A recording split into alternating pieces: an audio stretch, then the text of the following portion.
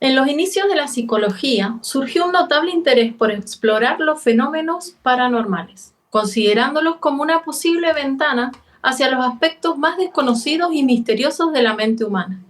No era extraño que neurólogos y psiquiatras se dedicaran a investigar este tema, principalmente porque eran hechos que le ocurrían a sus propios pacientes. Carl Gustav Jung desarrolló su tesis doctoral como psiquiatra, a la cual denominó acerca de la psicología y la patología de los fenómenos llamados ocultos, basada en sesiones espiritistas realizadas por su prima, Helen Preisberg. A través de esta investigación exploró el vínculo entre la mediumidad y los estados psíquicos, concluyendo que estos fenómenos estaban profundamente relacionados con lo inconsciente. Este trabajo le permitió recopilar datos significativos sobre el funcionamiento de la psique y su conexión con fenómenos inconscientes. Por mi parte, mi abuelo materno, quien fue psiquiatra y catedrático en la universidad, realizó estudios sobre telequinesis y telepatía en los laboratorios de la Facultad de Medicina. Aunque estos registros se perdieron con el tiempo, sus nietas hemos heredado su curiosidad por comprender qué ocurre realmente en la psique de una persona que experimenta fenómenos como premoniciones, visiones y similares. Con el tiempo, la psicología positivista comenzó a descartar el estudio de fenómenos que no consideraba verificables, calificándolos como falsos. Esto cerró la puerta a la posibilidad de profundizar en la naturaleza del ser humano, que esconde innumerables misterios. Esta postura ha generado un gran sufrimiento, ya que las personas con capacidades psíquicas que se encuentran fuera de los parámetros establecidos por este enfoque han sido frecuentemente consideradas anormales o patologizadas, en lugar de ser entendidas o investigadas desde una perspectiva más amplia y comprensiva. El deber de la ciencia es explicar el mundo, no negarlo por falta de pruebas. Mientras encontramos las herramientas para realizar comprobaciones más concretas, hablar, exponer y dialogar sobre el tema es esencial. Hoy podemos ver que hay un resurgimiento en el estudio de estos fenómenos, incluso desde la ciencia. Se han desarrollado técnicas que permiten ver imágenes oníricas o recientemente registrar un fenómeno telepático en un sueño. En terapia, los pacientes, al encontrarse en un espacio seguro, suelen compartir experiencias que no han logrado explicar y que han mantenido en secreto durante años. Esto se debe a que cuando lo han compartido con alguien cercano han sido juzgados y considerados locos. Creo que es muy importante hablar de estos temas, más allá de que tengamos respuestas o no. Por un lado, porque son fenómenos que ocurren con más frecuencia de lo que creemos, y por otro, porque las personas que los viven sufren mucho por no tener un espacio de confianza para poder hablarlo y compartirlo. Por eso, hoy, para dialogar y charlar un poco sobre este tema, he invitado a Álvaro Carrasco. Él es doctor en psicología, es analista junguiano y es creador de un canal de YouTube con su mismo nombre, en el cual difunde la psicología analítica y todos los estudios de Carl Gustav Jung. Hola Álvaro, muchísimas gracias por estar en mi canal. Hola Juliana, encantado de estar aquí para conversar de estos temas tan polémicos e interesantes. Una corrección para los puristas que vean este video. Yo no soy analista junguiano, pero lo demás que dijiste sí. No. Bueno, pero sabes Psicólogo tanto de clínico. Jung, psicólogo clínico, y sabes muchísimo sobre Jung, te has interesado y has leído muchísimo, y creo que eso es lo más valioso. Y bueno, y en tus videos podemos ver todo lo que sabes y la manera con la que profundizás y también con la seriedad, ¿no? Porque hay que decir que hoy también a Jung se lo toma bastante superficialmente y que también eso es un problema para quienes queremos difundir su obra. Así es, así es. Ujú. ¿Y qué pensás de, bueno, yo te invito a ponernos un poco en esta situación incómoda quizá, pero ¿te parece importante que hablemos de estos temas dentro de la psicología, dentro de las ciencias? Sí, fíjate, que yo creo que sí. O sea, pues nosotros cuando tú me planteaste la posibilidad de hacer otra colaboración, porque ya tenemos otra que hicimos anteriormente sobre Totoro, ¿no? Y para los Y que la lo vida quieran ver, simbólica. y la vida Ujú. simbólica. Así que esos videos están ahí. Y bueno, llegamos a este tema considerando que, por lo menos para mí, que hay un cierto... he tenido una cierta precaución de entrar en estos temas, ¿no? O sea, ya suficiente desde el punto de vista de la psicología académica dominante, ya ser junguiano ya te estigmatiza un poco, ¿no? Y te agrega algo de un aula de misterio, porque es algo que la gente, a los psicólogos, desprecian, pero tampoco han sido capaces de entender y de estudiar en profundidad. Entonces, es un desprecio desde la ignorancia también, ¿no? Exacto. Y si además de eso le sumamos el hecho de entrar en estos temas de parapsicología, digamos, o de esoterismo, o de magia, doblemente prejuiciado. Pero en realidad, fíjate que poco a poco, y curiosamente, gracias un poco al canal, he ido yo en los últimos, yo diría, 3 años, entrando en estos temas y me he dado cuenta que ciertamente es importante, ¿no? Una de las razones, yo creo, es porque esto un poco desde antes, ¿no? Es que la psicología junguiana se interesa por la religión, ¿no? Por el estudio de la religión y de los símbolos, ¿no? Y en ese sentido, la vida espiritual y la vida interior de una persona es completamente válida como un objeto científico de investigación, ¿no? O sea, de que el ser humano se haya interesado durante toda su historia por estos temas de los espíritus, de Dios, de cómo la mente puede afectar o se relaciona con la materia, eso le ha preocupado al hombre desde siempre y le sigue preocupando al ser humano, ¿no? Por lo tanto, es un objeto válido de investigación entender por qué, cuál es el potencial peligro de eso, cuál es el potencial beneficio, si podemos ocupar algo de estas tradiciones para la psicología, ¿no? Ahí hay una razón completamente, y eso se enmarca eh, plenamente en el marco de la psicología, incluso académica, ¿no? Ahí no hay, creo que, ningún tipo de problema. Entender los por qué, cómo ocurren estas cosas, cómo afectan la vida y eso, ¿no? Aunque ni siquiera se le otorgue una realidad objetiva, digamos. Simplemente que sea algo que las personas experimentan subjetivamente, esa subjetividad es válida como un objeto de investigación, ¿no? Entonces, para partir de ahí.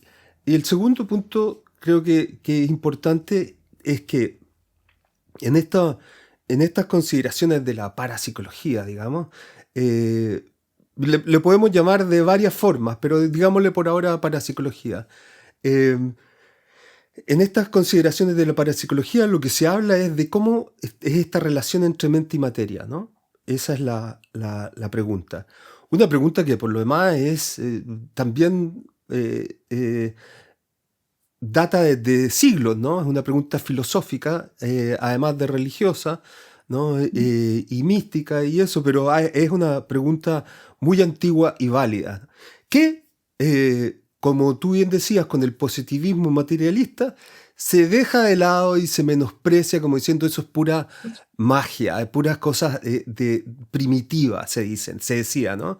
Sin embargo, viene la física cuántica y de repente nos empieza a mostrar que en el nivel cuántico parece que el acto de observar afecta a lo observado. Entonces, bueno, ¿cómo es la materia y la mente? Nuevamente, la vieja relación y la vieja pregunta vuelve a aparecer en la física dura, en la física cuántica, en la física atómica, ¿no?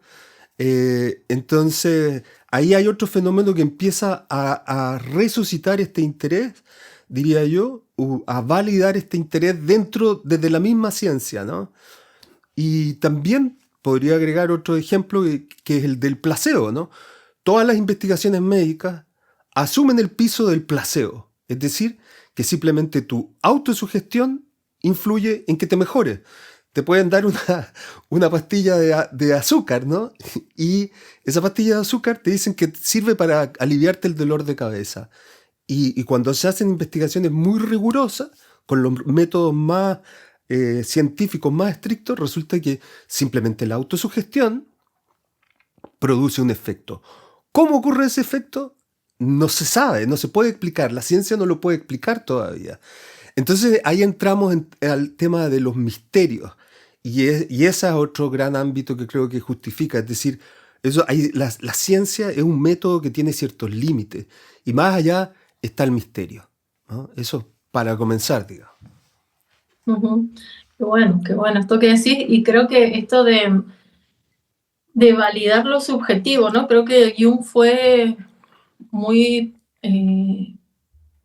como que dio mucha importancia a la validación de lo subjetivo, y él decía, de hecho, que era la única realidad que realmente podíamos considerar como verdadera, ¿no? La propia experiencia, que esa experiencia, por más que los demás no lo pudieran ver o no lo pudieran experimentar, para mí mi experiencia es real 100%, que todo lo demás puede ser también un poco... Eh, es menos confiable, digamos, el mundo material que el mundo interno, en el sentido de la realidad próxima que se tiene, ¿no? En experiencia, no porque el mundo real no sea real, sino porque los colores los podemos ver diferentes, para algunos hay cosas que son muy notorias, para otros no. Sin embargo, lo que nos sucede cuando tenemos una experiencia subjetiva, como por ejemplo un sueño o una idea, o cuando sentimos un dolor que no sabemos de dónde viene, incluso el médico nos dice no tenés nada, y ese dolor está, y él todo eso lo validó, y incluso las alucinaciones de sus pacientes, al darles un lugar de realidad psíquica, creo que él abre ahí un mundo donde nos podemos parar con una firmeza también, y que no lo invalida como la mayoría, ¿no? Como que dice, ay, bueno, fue solo un sueño, ay, eso se te ocurrió a vos, o esto, usted no tiene nada, no sé por qué le duele, en la radiografía no sale nada, así que a usted no le debería doler. Eso se lo han dicho a pacientes mías que morían realmente del dolor, y que es verdad, en la radiografía no había nada, pero la paciente sufría un dolor. Entonces, cuando empezamos a ir hacia estas experiencias subjetivas y poder decirle a ese paciente, sí, yo te creo que te duele, yo te creo que te duele, no tenés nada en la radiografía, pero yo te creo que te duele. Yo creo que tuviste esta experiencia. Él cuenta la experiencia de la chica que va a la luna, que le dice que vive en la luna, y él le cree que está ahí, en el sentido también de acompañarla en lo que ella estaba viviendo. Y gracias a poder decirle, es cierto, lo que me estás contando, yo te creo, también desde ahí se abre una posibilidad muy diferente de tratamiento, ¿no? Pensándolo también como que estamos dentro de la terapia, estamos para acompañar y ayudar al paciente a mejorar. Entonces, yo le digo, yo no te creo lo que me estás contando, por más que yo no lo puedo verificar, yo no sé si es verdad en el sentido, si le ocurrió que le apareció o no una visión, al poder decirle, yo confío en vos, creo que estamos abriendo también una puerta a lo terapéutico. Al menos así lo he vivido yo con mis pacientes. Ujú, ujú. Sí, claro, entiendo perfectamente. Es decir, em, es validar la experiencia. Es una actitud bastante em, respetuosa del otro, ¿no? Y de su propia subjetividad y su propia experiencia, y no invalidarla de buenas a primeras por los, digamos, los prejuicios de la formación em, empiricista, ¿no? O objetivista, ¿no? Entonces, por lo menos dar el espacio a considerar seriamente la subjetividad del otro es como básico en la psicoterapia o en la medicina, como tú lo dices, ¿no? Sí, sí, porque la invalidación al final lo único que hace también es cerrar una puerta. Yo creo que Jung fue muy valiente también dentro de las cualidades que tiene, que tuvo en su momento, fue la valentía de mirar qué había detrás de las puertas que estaban cerradas.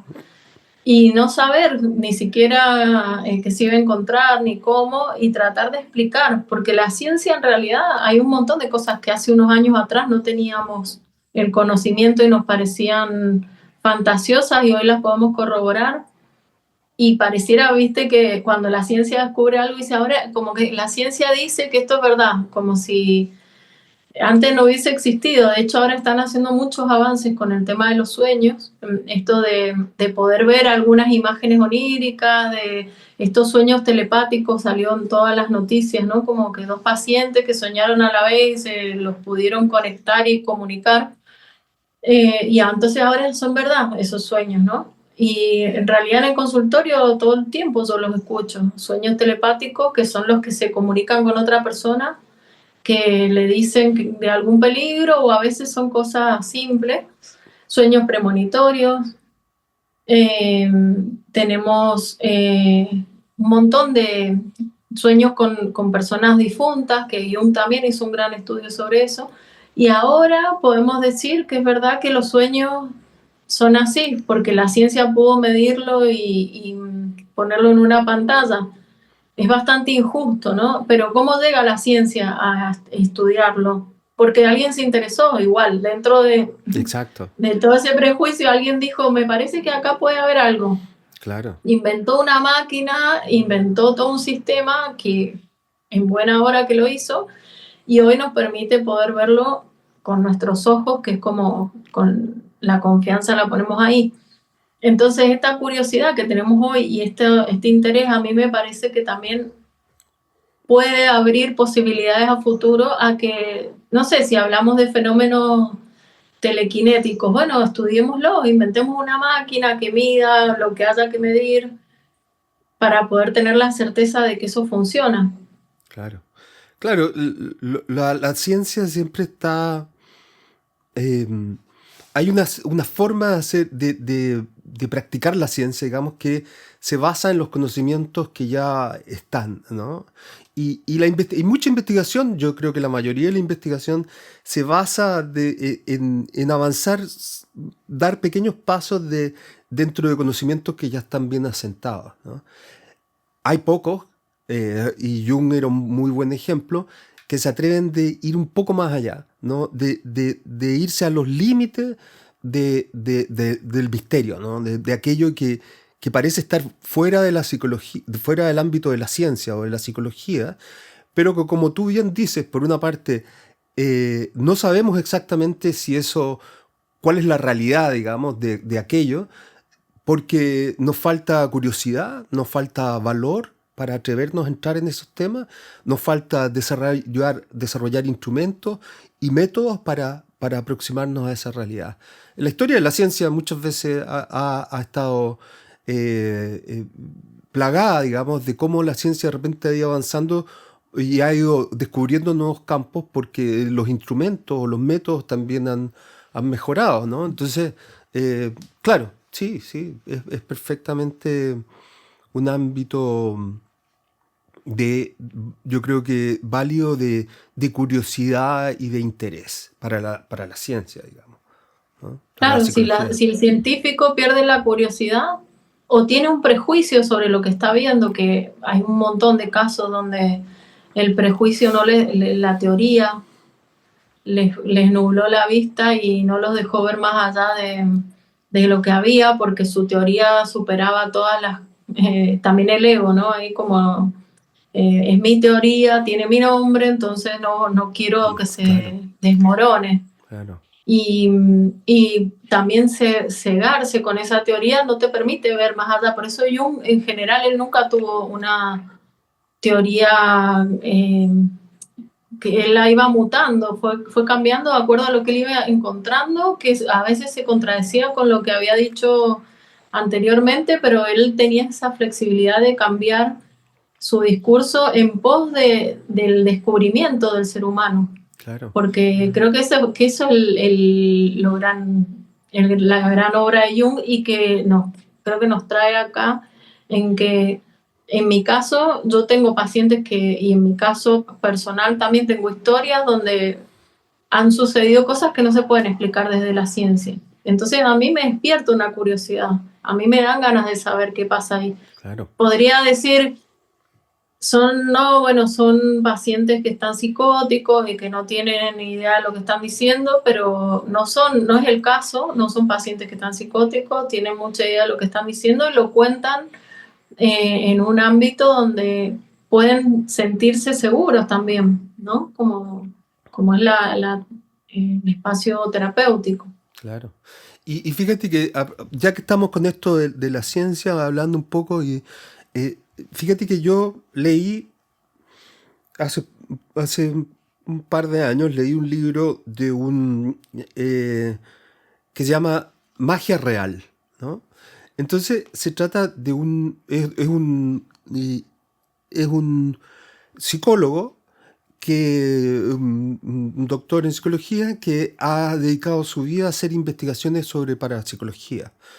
Y él lo que afirma es que existe un cuerpo de investigación y de evidencia suficiente demostrada con los estándares más rigurosos de la ciencia, que demuestra que ciertos fenómenos sí, que le llama a él, ¿no? Fenómenos sí, o fenómenos parapsicológicos le podemos llamar también, existen, ¿no?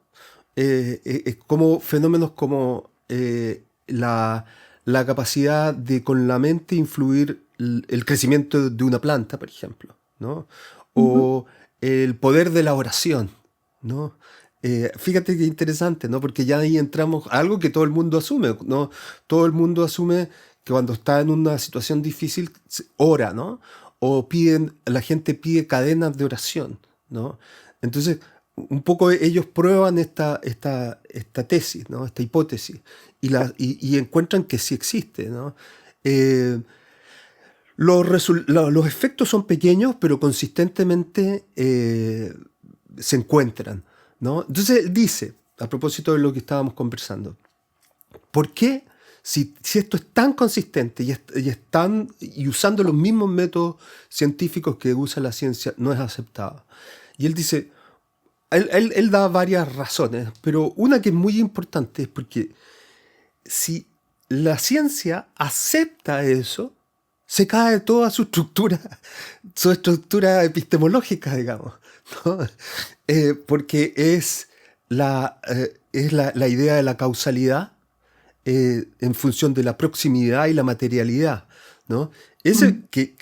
Ese principio de la ciencia empieza a tambalearse si le abren la puerta de que hay modos de influencia a distancia que no tienen, por ejemplo, una proximidad y no hay una conexión material entre dos eventos, ¿no?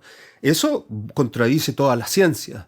Sin embargo, eso, según este autor, ¿no? Dice, ya tiene muchísima evidencia durante décadas de investigación de que eso es posible, ¿no? Eh, entonces, claro, como tú dices, podríamos llamarles prejuicios, miedos. eh, mm, Hay otras consideraciones también políticas, pero dime. No, poder se me viene, ¿no? También el que tiene el conocimiento tiene el poder. Exacto, exacto. Y se ve mucho, por ejemplo, en la antropología, en la arqueología, también son espacios donde el que encuentra el objeto más antiguo de los antiguos y desmorona la teoría del anterior, ¿no? Como cuánto tiempo se ocultan historias, por ejemplo, la Eva esta de África pasó mucho tiempo para que pudiera salir a la luz que el origen del ser humano supuestamente venía de África, era lo más antiguo que se encontró, después todo lo que se encontró en Latinoamérica y todavía se sigue ocultando de que por ahí son anteriores cosas que se encuentran a lo que se encontró después. Bueno, como que hay todo un sistema también detrás, obviamente, que con intereses de poder y de dinero. Y yo creo que esto a Jung igual lo toca, y no quiero sonar conspiranoica, ni mucho menos, pero me ha pasado encontrar libros de Jung muy mal traducidos, pero a un nivel sospechosamente mal traducidos, y que yo diga, ¿esto qué pasa? ¿Qué pasa? ¿Que quieren no quieren que la obra de Jung se conozca. Entonces mucha gente que te dice, ay, yo lo he leído pero no entiendo nada. Bueno, busca una buena traducción de Jung, porque sí, hay libros por ahí que son más complejos, pero en general él es bastante claro para hablar y se va por las ramas quizás, y si te pones a leer textos que son de temas muy específicos, sí, puede ser que no termines de entender, pero en general no es una persona que vos Se la puede leas y leer, no entiendas se puede leer, nada de lo que dice. claro. Ujú. Mm, Entonces ahí decís, y obviamente que cuando con su ruptura con Freud hay todo un sistema detrás que lo menosprecia, que dicen que es un místico, que es un loco, a él muchos años también lo tiraron abajo porque en muchas cosas no conviene tampoco que el ser humano sepa que no necesita tanto del consumismo, de las cosas del mundo externo, y que realmente el oro verdadero lo tiene en sí mismo y que es capaz de encontrarlo si hace un trabajo interior. No estaría siendo muy conveniente para mucha gente claro. del poder. Claro, y también otra cosa relacionada con el poder. Fíjate que es bien interesante también porque si abrimos la puerta a esto y a esta posibilidad de esta forma de comunicarse, por ejemplo, estos poderes de la mente, ¿no? Eh, también hay cuestiones como que entran en juego con la privacidad, con la... ¿Te fijas? ¿No? Entonces, ya ahí también hay... Es decir, alguien puede entrar, de algún modo, saber lo que yo hago, y ahí también hay muchos temores, entra en mucha paranoia, entonces a lo mejor reprimimos esta posibilidad porque puede traer consecuencias muy inesperadas y muy complicadas, ¿no? Entonces... Sí, sí, el poder, ¿no? El poder ahora, por ejemplo, que estamos viendo, no es exactamente sobre este tema, pero que vemos que en el mundo con esto de la inteligencia artificial es una carrera loca por ver quién va avanzando, ¿no? Y quién va consiguiendo el poder ahora en función de eso. Entonces, en fin, pero bueno, eso es otro tema. Otro día conversamos más sobre eso. Otro día con esto. Sí, yo creo que, bueno, sí, surgen muchas cosas ahí también y muchos miedos. Y a mí siempre me llama mucho la atención que, por ejemplo, la gente que se dedica a la ciencia, no toda, obviamente, pero los que por ahí están incluso en los laboratorios, gente que está bien metida en los primeros escalones, digamos, del método científico, son súper supersticiosos, ¿viste? Es como Sí, que aparece por compensación o tienen TOC. Me ha pasado de trabajar en un laboratorio con un hombre que era psiquiatra y se dedicaba a trabajar con ratas.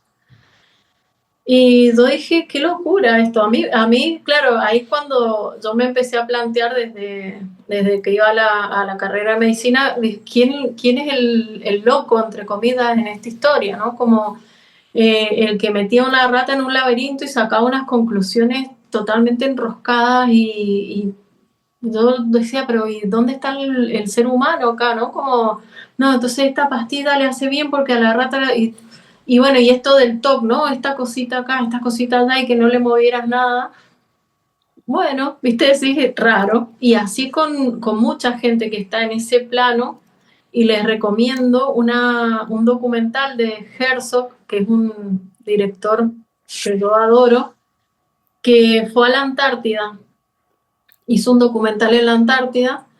Y ahí tenés también gente que trabaja en estas investigaciones súper concretas y vieras lo, raro que son, como que están en un punto bastante extraño y él lo muestra en su documental. Él llega a la Antártida como siempre le pasa a Herzog, él llega con una perspectiva de las cosas y se encuentra con una realidad diferente y empieza a mostrar como estas incoherencias, estas cosas que terminan siendo estos supersticiones o cosas poco elaboradas. Entonces me parece importante hablar de estos temas para que los podamos elaborar mejor, para que podamos tener más conciencia de ellos, para que, como decís vos, si conocemos el fenómeno telepático, lo podamos utilizar y podamos quizá crear también un fenómeno antitelepático para cubrirnos de las cosas que no queremos que nos descubran, qué sé yo, pero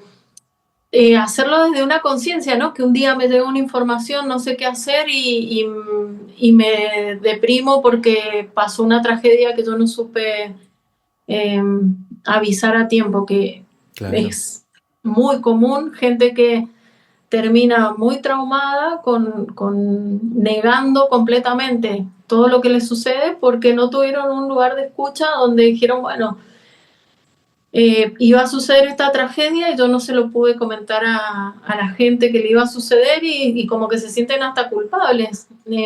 Tengo relatos de pacientes o de colegas que les ha sucedido y que realmente lo sufren mucho, ¿no? Como tener esa responsabilidad, que te llega una información en un sueño o en una visión y ¿qué haces con esa información si nadie te dice qué tienes que hacer? claro. Eh, Complicado. Sí, sí. Sí, y fíjate, a propósito también de lo que tú decías de que los científicos, ¿no? Que tienen sus rituales, ¿no? De cábalas, ¿no? Si uno empieza a ver mm, en la... Por eso digo que para la psicología no se puede apartar de estos temas, porque si uno empieza a observar la realidad, todo el mundo tiene de algún tipo de cábala, ¿no? O algún tipo no todo el mundo, pero mucha gente, digamos, tiene algún tipo de cábala. Yo siempre digo, todos los futbolistas antes de entrar a propósito de los campeones, que estoy hablando con una campeona del mundo, los futbolistas todos que van entran a la cancha se persinan antes de entrar a la cancha, ¿no? ¿Te fijas? Ahí es un acto como de pedir protección, ¿no? Eh, este mismo autor que te decía, Dean Radin, dice, bueno, en muchas religiones la gente usa símbolos de su religión, no solamente como un testimonio de la religión, sino también como una especie de conexión con lo divino, ¿no? Ahí hay otra idea, ¿no? O en la religión en Latinoamérica tenemos muchos casos de estas mezclas, ¿no? De catolicismo y de las religiones más originarias, ¿no? Donde, por ejemplo, se le pone a un niñito en El Salvador, ahí, por ejemplo, creo que son como unas estampitas de la Virgen María, que se le pone al bebé para el mal de ojo, ¿no? Para que proteja el mal de ojo, ¿no? Esas imágenes de la Virgen, ¿no? Y aquí, por ejemplo, aquí en Japón, uno en Latinoamérica o en muchos países, con, cierto, con cierta base se imagina que Japón es un país muy desarrollado y muy civilizado, ¿no? Y en eso se esperaría que todos los prejuicios supuestos prejuicios digamos, de la cábala y de la religión de la sugestión estuvieran superados, porque ya es una sociedad más avanzada. Pero aquí está lleno lleno de rituales, ¿no? La gente va a los... Es la tradición, es una tradición, pero va al templo sintoísta en la primera semana del año como una forma de poder obtener buena suerte para el año que comienza. Te nombro uno porque estamos en enero, pero hay un montón de rituales en cada esquina, ¿no? Y casi en cada paso si tú pones atención aquí en Japón, donde la gente, a pesar de ser una civilización con mucha historia, con mucho avance, mucha educación, convive con este tipo de ideas, ¿no? Entonces, eso es un poco también. Pero ¿lo hacen desde la conexión espiritual o desde la neurosis supersticiosa? No, lo hacen, yo creo que simplemente, lo que pasa es que en Japón es bien extraño porque la gente aquí en Japón practica mucho, tú le preguntas a la gente y dicen, no tengo religión, yo no soy religioso, ¿no? Yo Ujú. no creo, no tengo ninguna religión. Sin embargo, todos practican rituales religiosos de distintas formas, ¿no? Todos van al templo al inicio del año, todos cuando se casan van al templo budista, se casan por el budismo, cuando tienen los niños cumplen 3, 5 y 7, los llevan al templo, sintoístas para que los vean. Todo el montón de gente, ¿no? Toda la gente va al templo sintoísta y compra unos amuletos. Yo tengo ahí... imagínate lo siguiente. No sé, será el grupo, digamos, los templos sintoístas, organizan para una pequeña actividad para el principio del año, en la cual dice, si usted va son como 6 templos sintoístas de esta ciudad, esta ciudad donde yo vivo es más o menos pequeña, entonces le regalamos un amuleto, ¿no? Que normalmente cuesta como $5, o sea, se lo puedes comprar, pero la cosa... Entonces mucha gente, entre las cuales estoy yo, voy con mi esposa, vamos en bicicleta caminando a cada templo y recogemos la estampilla y al final llegamos al último templo, mostramos que fuimos y nos dan ese, y es uno que tengo, por ejemplo, uno de los que tengo por aquí. A ver. Este es el de este año, el que tengo por aquí, ¿no? Entonces, estos amuletos son... Aquí está, ¿no?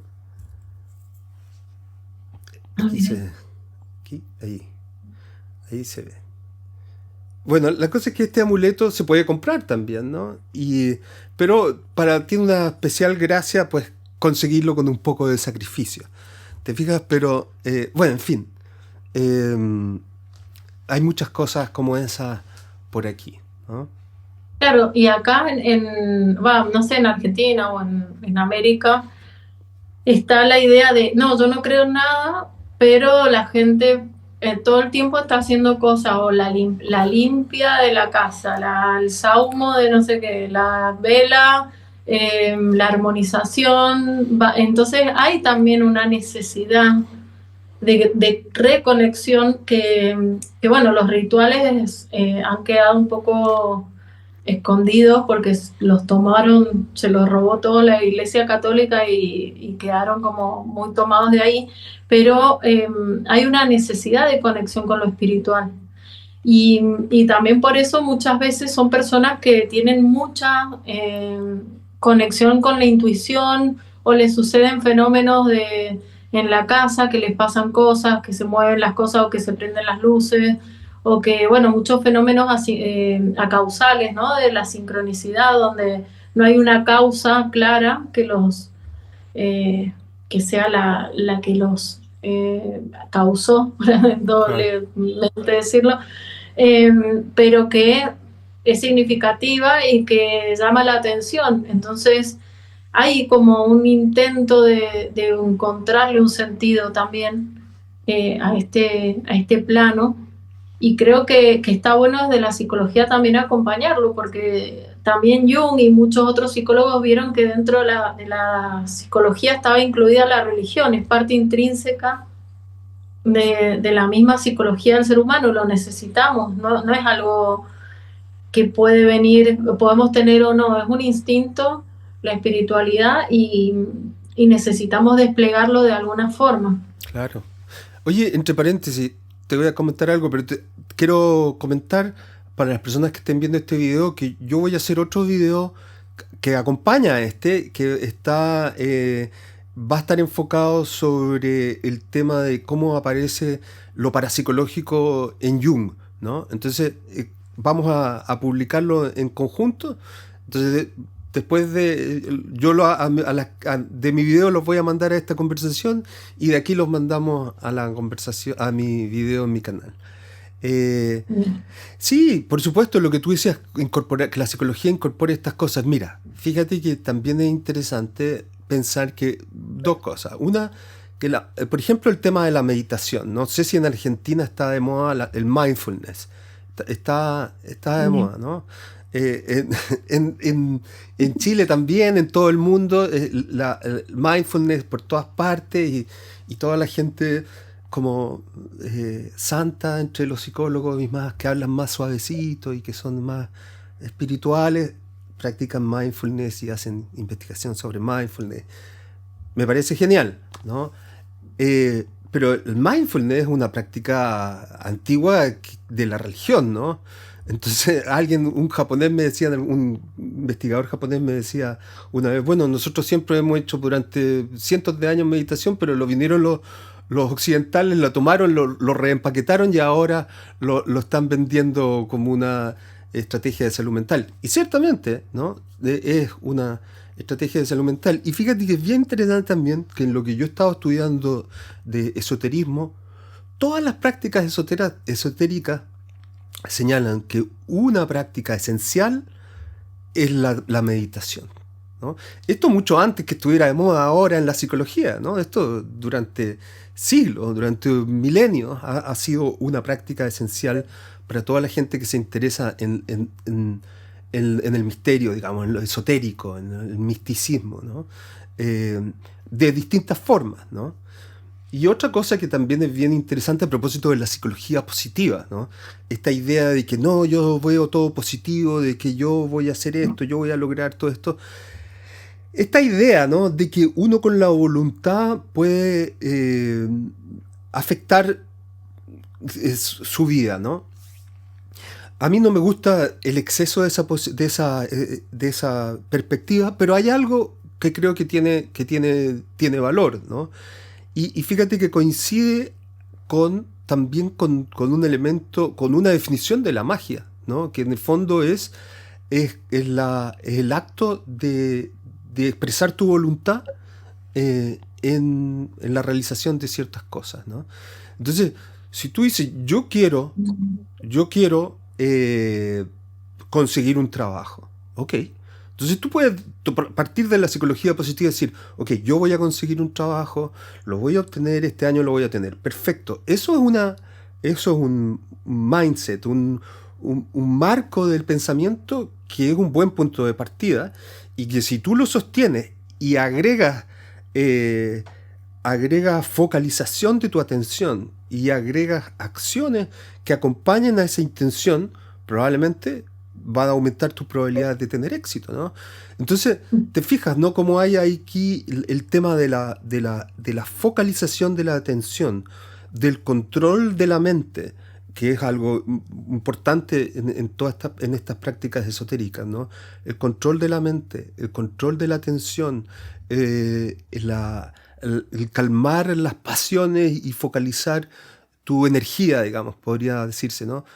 También encuentro paralelos con la visualización, por ejemplo, los atletas, ¿no? Los atletas antes de hacer por ejemplo, los que saltan con garrocha, tú los ves y en los entrenamientos, el entrenamiento es lo psicológico de los atletas, el psicólogo deportivo les enseña, le dice, tú visualízate haciendo los movimientos perfectos y dar el salto, ¿no?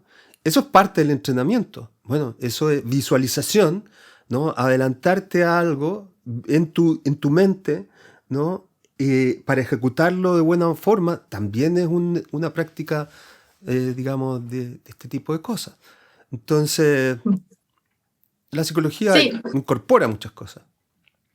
Ya. sí, y funciona siempre y cuando nos surja desde el ego, desde los caprichos, digamos, del yo, porque ahí también cuando ahora está de moda la palabra manifestación, yo manifiesto que quiero tal cosa, ¿no? Y la gente lo hace desde un capricho, no lo hace Claro. desde la manifestación, desde el sí mismo, desde el centro de la personalidad, como es parte del destino y como es una necesidad vital, claro que se va a dar, porque nos conectamos con lo trascendente y por ahí se da algo que no era lo que yo quería. Exacto. Y ahí es donde entra la gente a cuestionarse y reniega de su propia vida porque no se conecta realmente. Ahora le llaman al sí mismo yo cuántico. La otra vez me lo decían en un curso. Le digo, bueno, suena bonito, suena como más, wow.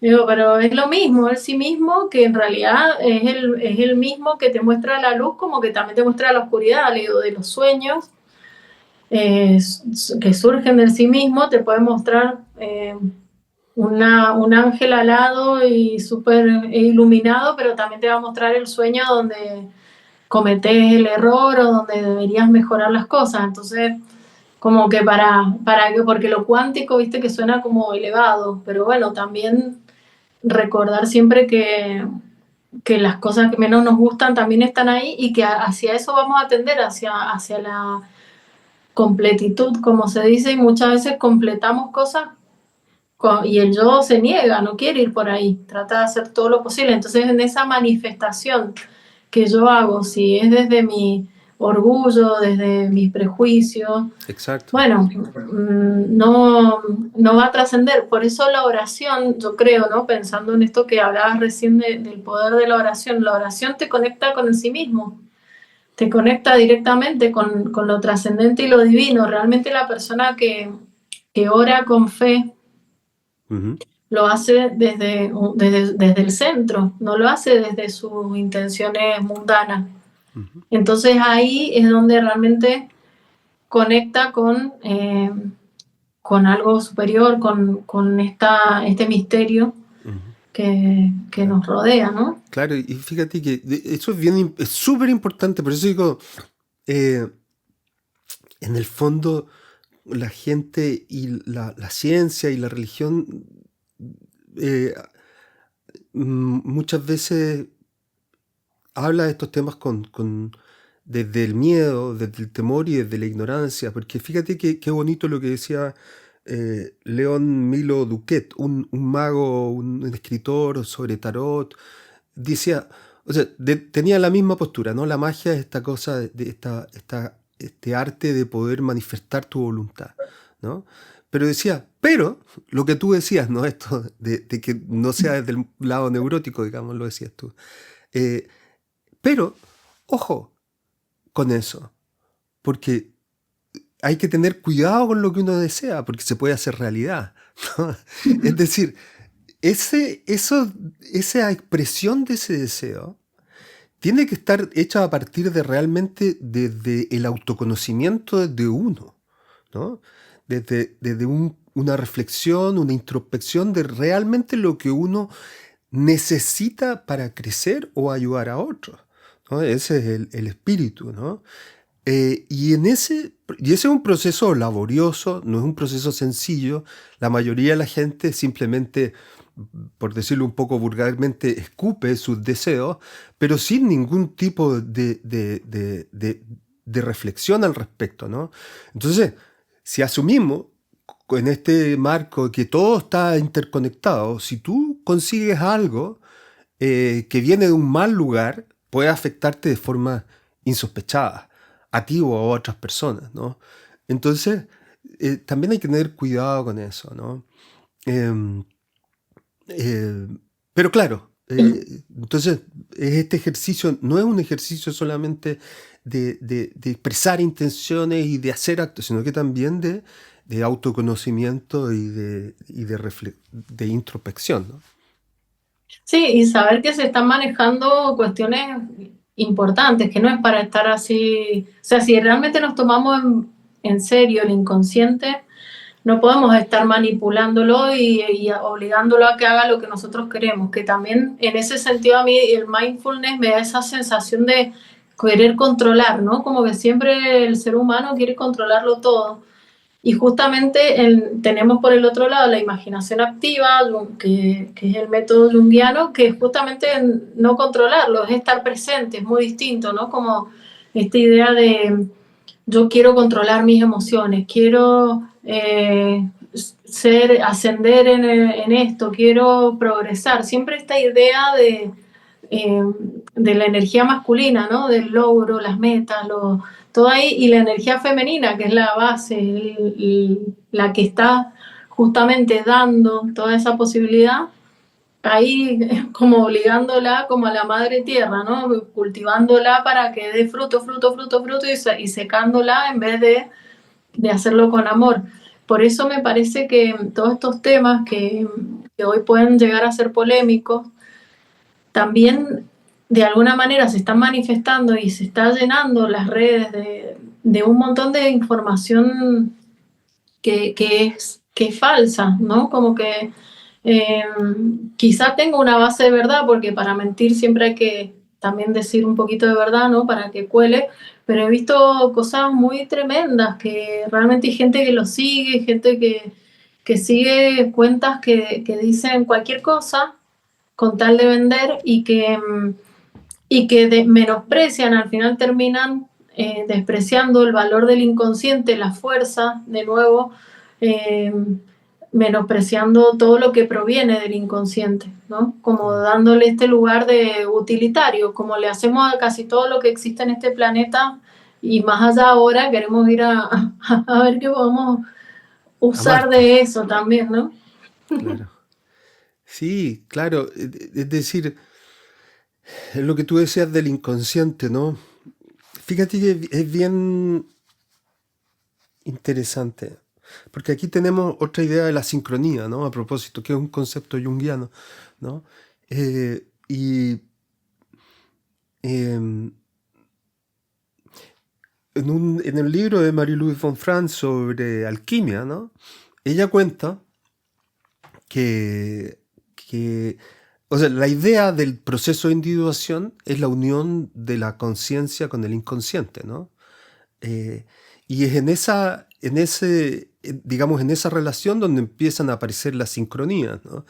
Empiezan a darse, donde se dan las sincronías, ¿no?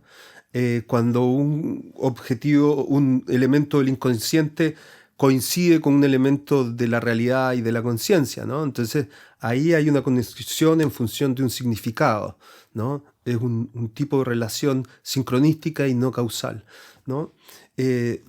Entonces de algún modo es una unión entre la conciencia y el inconsciente, ¿no? O es esa conexión, digamos, lo que ocurre. Eh, entonces ella dice, cuando uno va avanzando en edad, si uno va avanzando en este proceso, como le pasó a Jung, decía, este tipo de fenómenos se van dando naturalmente, sin tener que pedir nada. A él le empezó a pasar con mayor frecuencia que, por ejemplo, él necesitaba algo, ni siquiera tenía que pedirlo y le llegaba el libro que necesitaba, que alguien se lo regalaba o se lo pasaba, ¿no? Entonces, te fijas, pero eso pasa por un proceso de tomarse en serio. Yo siempre digo, hay que tomarse en serio a uno mismo, ¿no? Eh, hay que ver cómo funciona tu vida interior, cómo funciona tu inconsciente, ofrecer la resistencia de la conciencia también, porque es importante, es en esa dinámica donde el hombre se desarrolla y crece, ¿no? Si no, es la pura naturaleza, la humanidad surge en ese encuentro, ¿no? Si no, es la naturaleza del África, ¿no? De las planicies africanas, ¿no? De la selva, ¿no? Ese es el inconsciente puro, en su estado puro, digamos. Pero la humanidad surge a partir del encuentro con la conciencia. Y ese trabajo, pues es un trabajo es un trabajo, ¿no? No es algo que se da, o sea, es un principio que se da espontáneamente, pero algo que uno tiene que también proponérselo y participar activamente y conscientemente, ¿no? Sí, y tomarlo con respeto y con paciencia. A mí me ha pasado con Ujú. pacientes, por ejemplo, que han tenido sueños premonitorios, que, que me dicen, bueno, ¿y qué hago? ¿Y qué tengo que hacer con Claro. esto? Y a veces es esperar. Hace poquito me escribe una de mis pacientes de hace muchos años, que es médica, y me dice, te escribo porque me ha pasado algo y me pasó una vez y me volvió a pasar y ya la tercera ya te escribo, me dice, porque tengo que decírtelo. Hablé con él y me dejó que comentara estas cosas y es una persona con una intuición muy, muy acertada y le había pasado que había estado soñando que caían aviones y le pasó una vez, le pasó otra vez y bueno, y fue esta semana que hubo hace poquito que cayeron varios aviones a la vez y bueno, a ella le llamó la atención, de hecho ella viajó en avión y bueno, con un poco de miedo porque había estado soñando eso, no sabía si le estaba diciendo a ella que el avión se iba a caer o si era el miedo de viajar en avión, ella viaja habitualmente, así que por ese lado era raro. Y el avión cuando fue a aterrizar tuvo un problema, que se movió bastante, hizo como un desvío pequeño dentro de la pista Eh, o sea que hubo como varios acontecimientos con los aviones y cuando empezó a ver que ya era el tercer avión que se chocaba en una semana, no sé qué fue, fueron como el avión en Corea y hubo un par más que cayeron, ahí me escribe y me dice, mira, Juli, y me dice, ¿qué significa? Le digo, bueno, que tu conciencia necesita saber que hay algo más, ¿no? Porque en este sentido de que al ser médica también es muy racional y es como que el inconsciente se le presenta de esta forma de sincronicidad, como diciéndole, bueno, en Mm. este diálogo, ¿no? La dialéctica entre consciente e inconsciente, diciéndole, tranquila, que también estamos acá controlamos nosotros, no vos, ¿no? Como, y también poder comentarle eso, decirle, mira, me parece que puede ser un diálogo entre, mostrándote que hay unos aspectos que vos no controlás, eso la dejó muy tranquila y le sirve. Yo creo que ahí está el valor de poder hablar de estas cosas, porque si ella hubiese tenido estos sueños, hubiese visto estos accidentes y se lo hubiese guardado, como hace la mayoría de la gente, porque tiene miedo a comentarlo, ¿qué pasa pues con eso? Por ahí se enferma, por ahí le duele algo, por ahí la angustia, eso lo manda al inconsciente que se esconda por ahí y viene en forma de mucha ansiedad. Muchos pacientes míos que han podido contar pequeñas historias, aparte, tampoco cosas súper sobrenaturales, pero poder decir, bueno, no estás loca, te ha Ujú. sucedido algo que no podemos explicar y que es importante para vos y que para vos fue significativo y fue real. La cara ya les cambia diciendo esto, ¿no? Como, bueno, listo. No sé qué es, no sé por qué ni para qué me viene esta información o lo que vi, no sé qué material, de qué material estará hecho, pero me sucedió y lo vamos a tomar como una realidad. Yo creo que ahí, no sé, al menos lo que mi experiencia es haber visto cambios radicales en esas personas realmente. Sí.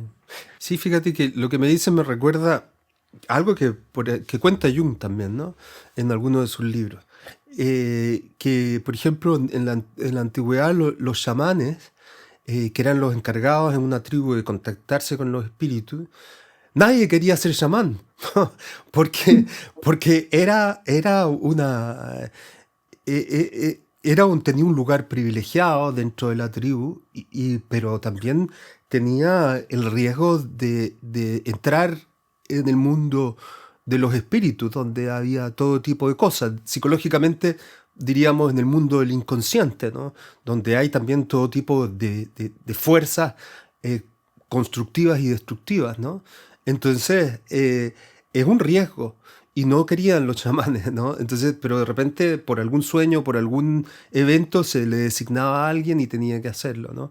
Entonces, eh, lo mismo respecto a un día estás escuchando a un investigador que está haciendo investigaciones sobre sincronicidad en Suiza, un grupo, y es un grupo bien interesante y también escriben, tienen algunos planteamientos filosóficos y hacen investigación empírica sobre estos temas, ¿no? Y él decía, ojo, que cuando hablamos de esto de magia, de sincronicidad, ¿no? Entonces la idea pareciera ser que es algo siempre positivo, ¿no? Que siempre es algo, una experiencia, como entre comillas me podían por ahí en el canal de repente, mágica, en el sentido de maravilloso, ¿no? De especial. Pero ojo, que mucha gente vive estas experiencias con mucho, de una manera muy perturbadora, ¿no? Porque no las entiende, porque son intensas, porque a veces son dolorosas, ¿no? Entonces, como tú bien dices, si estas cosas llegan a nuestra consulta, ¿no? No podemos simplemente descalificarlas como diciendo esta persona es psicótica, esta persona está alucinando, como esta persona, no, sino que validarla en principio hasta cierto punto, elaborarla, amplificarla y ver cómo se relacionan con su vida y su historia, ¿no? Entonces, es una actitud creo yo, de mucho respeto, hacia, hacia los pacientes, ¿no? Claro, porque mira, esto que decís vos siempre tiene una base en lo concreto. Si no lo abordamos, eso se va hacia el inconsciente y ahí toma mucha fuerza, se vuelve autónomo, se vuelve ahí sí que puede psicotizar esta persona. Mientras más luminosa, mientras más cargada de energía haya sido esa experiencia, también hay que tomarla con muchísimo cuidado, con mucha delicadeza, pero siempre tratándola de llevar también en este diálogo, ¿no? Yo creo que la dialéctica entre consciente e inconsciente es la clave, porque si queda de un lado o queda del otro, no Claro, está bueno. Si lo lleva al plano de lo inconsciente, queda potencialmente como un complejo que se active solo. Y si lo llevo al plano de la conciencia, de fue una casualidad, no tiene sentido, es una tontería, estás loca, también genera una tensión y una polaridad que al final va a terminar enfermando a la persona de alguna u otra forma. Entonces, poder hablarlo, este diálogo, y llevarlo hacia el significado, ¿no? Esto que vos hablabas al comienzo de los símbolos. ¿Qué significa en tu vida? ¿Qué símbolo? ¿Por qué aparece de esta manera? ¿Qué te viene a mostrar como manifestación simbólica? Porque puede ser no explicado, a causal, paranormal, lo que le queramos poner de nombre, pero para esa persona significa algo. claro. Y entonces ahí es donde uno tiene que eh, darle como ese cobijo, ¿no? A la experiencia. Exacto. Marie-Louise von Franz escribe algo muy bonito sobre eso y ella era filóloga, ¿no? Entonces dice, estudiaba los lenguajes y la palabra, esa era su, digamos, en eso hizo su doctorado y después se convirtió en analista, o en paralelo se convirtió en analista, ¿no? En psicóloga, digamos. Entonces, ella dice, la palabra religión tradicionalmente se ha traducido o se busca su etiología en religare, que es unir, ¿no? Reunir, ¿no? Esa ha sido como la traducción, el sentido que se le ha encontrado a la palabra religión. Pero ella decía, pero a mí me parece que, como filóloga, decía que esta palabra también apunta al hecho de consideración cuidadosa. O sea, religión significa consideración cuidadosa. Entonces, lo que frente a esto, este tipo de fenómenos, otra forma de decir es lo que estamos conversando, es decir, que tenemos que tener una actitud religiosa, en un sentido de consideración cuidadosa, ¿no? Sí, qué bueno, me encantó esto. Y creo que, bueno, hay mucho tema para seguir hablando y nuestra idea también es hacer otros encuentros más como ir profundizando sobre estos temas en otros Claro, encuentros. claro. Tenemos como un plan de temática. Igual le decimos a la gente que si quieren que hablemos de algo en particular, alguna duda que tengan, también que lo pueden Claro. dejar en los comentarios y seguirnos a los dos para no perderse tu video, que, que creo que va a estar como complemento de contar las historias, la vivencia del propio Jung, de por qué él termina también interesándose por todos estos temas. Él viene de familia ya interesada en estos temas y en otra época también donde estuvo habilitado.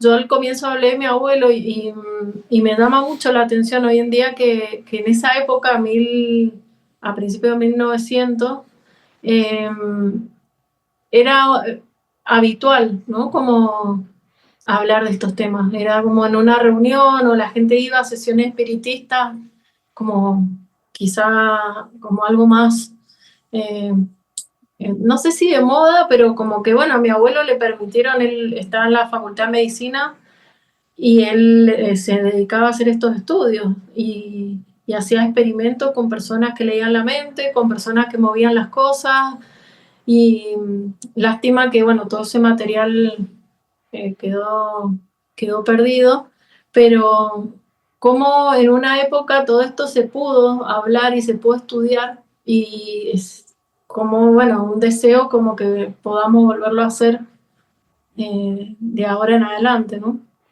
Claro, está resurgiendo y aquí lo hemos traído también, exponiéndonos un poco, pero bueno, si alguien quiere debatir y conversar, también conversamos, ¿no? Sí, y que tengan también en cuenta, a ver, lo hacemos desde nuestra posición de haber estudiado y haber tenido también las experiencias Claro, de tener eh, mucha conciencia de lo que estamos diciendo y de que queremos plantearlo también con seriedad porque hoy en día esto está vuelto como un circo. O sea, a veces yo veo reels en Instagram que me parece una cosa descabellada y que creo que hace falta tener más los pies en la tierra. Estamos corriendo riesgo de psicotizar la humanidad en cualquier momento. Entonces, encontrar ese nexo entre el cielo y la tierra me parece que también es responsabilidad nuestra. Y por mi parte yo no me siento expuesta, yo siempre he buscado el lado oculto de las cosas y estudié mucha ciencia y encontré también dentro de la ciencia muchísimas grietas tremendas sí, sí, que te llevan a sí, decir, wow, sí, es muchas cierto. cosas que yo me creí durante muchos años, muchas cosas como súper concretas, las creí como con le puse mucha fe a la ciencia.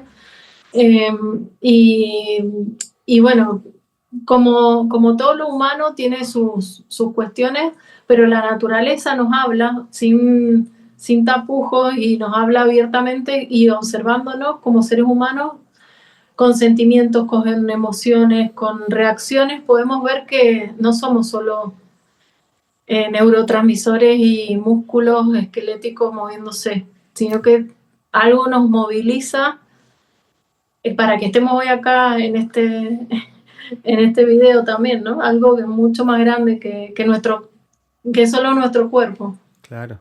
Sí, totalmente de acuerdo. Bueno, y seguiremos conversando, ojalá en el futuro, sobre estos Seguiremos. temas, otros temas, y vamos a seguir colaborando, si te parece, Juliana. Sí, obvio, me encanta. Muchas gracias, Álvaro. Me encanta tu canal. Súper Igualmente. recomendado porque también tratado todos los temas junguianos con mucha seriedad y mucha responsabilidad. Para quienes quieran saber de alquimia, también Álvaro ha profundizado mucho en ese tema que es muy interesante y que también es un poquito la base de lo que estamos hablando hoy. Así que les recomiendo que vayan para allá. Gracias. Y bueno, muchísimas gracias y nos vemos en el siguiente encuentro. Nos vemos.